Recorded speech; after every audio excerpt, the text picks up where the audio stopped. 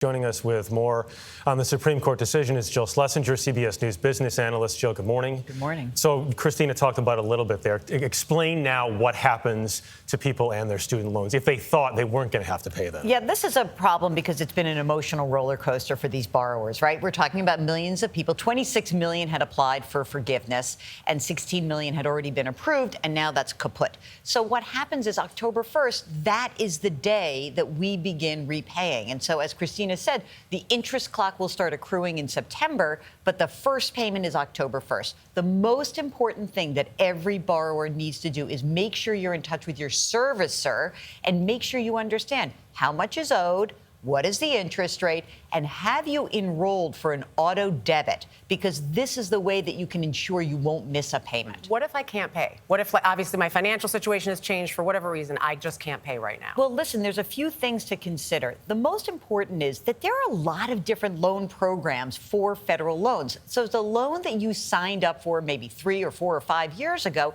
it's not for the life of you or the loan. There are ways to modify it. There's actually a loan simulator at studentaid.gov. You can go in and say, well, what would a different loan look like? Specifically, there are income-based loan repayment plans. This is important because if your income has gone down significantly, these are plans that will lower your monthly payment, stretch out the time that you will repay those loans. Those can be really good options for people whose circumstances have changes. Can it get deferred any longer at all or no? Well, I mean, listen, you can always get deferment under certain circumstances. Okay. But I think for the vast majority of these people, after 3 years, they knew that they, again, a year ago, I knew I had to pay back a loan. Then 10 months ago, I got psyched. Oh, my God, I won't. And now you have to repay it again. So it really is more emotional. Most of the people that I've been talking to about this have said, we've been preparing for the worst. This temporary on-ramp President Biden has been talking about. Explain that a little bit more. Well, it's interesting because I think what the Biden administration is trying to do is saying we acknowledge that this is going to be a hard period for some people. And so for this period of time where things are restarting, if you were to miss a payment, the administration, the Department of Education, will not report that to a credit agency. So it will not hurt your credit score. That's really good.